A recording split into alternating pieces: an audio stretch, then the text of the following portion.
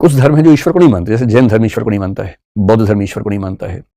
कुछ और धर्म जैसे एक ताओ धर्म है, लाओ त्से का, चाइनीज परंपरा में है, वहां ईश्वर की धारणा वैसी नहीं है।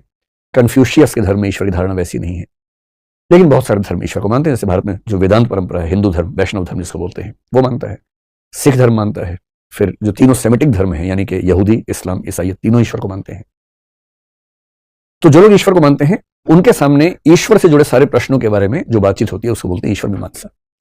ईश्वर है या नहीं है, तो कितने हैं, फिर उसका स्वरूप क्या है, क्या हम उसकी गुणों से व्याख्या कर सकते हैं या नहीं कर सकते, सगुण है कि निर्गुण है, मतलब पर्सनलिस्टिक है कि इनपर्सनलिस्टिक है या नेचुरलिस्टिक है, ऐसे बहुत सारे नोशंस हैं ईश्वर के बारे में।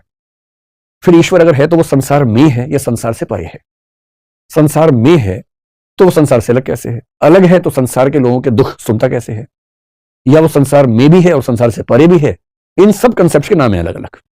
जैसे ईश्वर अगर संसार से परे है तो इसको डाइथीज्म कहते हैं, संसार में है अगर वो तो इसको पेंथीज्म कह देते हैं, संसार में भी है अलग भी है तो पेनिथीज्म कह देते हैं। इन सब के अलग अलग नाम है धारणाओं के। पर लोगों ने बहुत फुर्सत से इस पर विचार किया है कि किन प्रश्नों का उत्तर क्या हो सकता है। तो ये सारे सवाल ईश्वर के बारे में। और तीसरा है साइकोलॉजी। साइकोलॉजी है कॉन्शियसनेस के बारे में। देखिए, फिलोसफी का सबसे गहरा सवाल तो ये है कि मैं कौन हूं। एक बॉडी है हम सबके पास, वो तो मर जाती है, खत्म हो जाती है।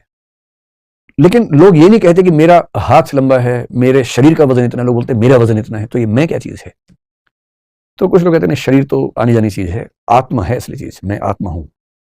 इसी को उपनिषदों में अहम ब्रह्मास्मि तक कहा गया, जहां ब्रह्म और आत्मा को तत्वमसि कह के एक ही बताया गया। अयम आत्मा ब्रह्म कहा गया। एक धारणा है कि हम आत्मा है। और ये सारे सवाल क्यों पैदा होते हैं? क्योंकि हम सोचते हैं, महसूस करते हैं, इमोशंस आते हैं।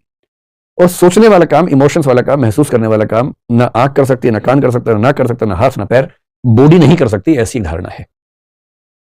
तो अगर बॉडी सोच नहीं सकती है तो कोई तो है जो सोच रहा है। वो जो सोचने वाला है वो कौन है? और इसी थीम पर सोचते सोचते पश्चिम का एक दार्शनिक डेकार्ट हुआ, जिसने कहा कोजिटो एर्गो सुम, यानी I think therefore I am. ये आपने सुना होगा, टी शर्ट पे लिखा होता है आजकल लोगों की, पढ़ते नहीं इसका मतलब क्या है, टी शर्ट पे लिखा घूमते रहते हैं, I think therefore I am.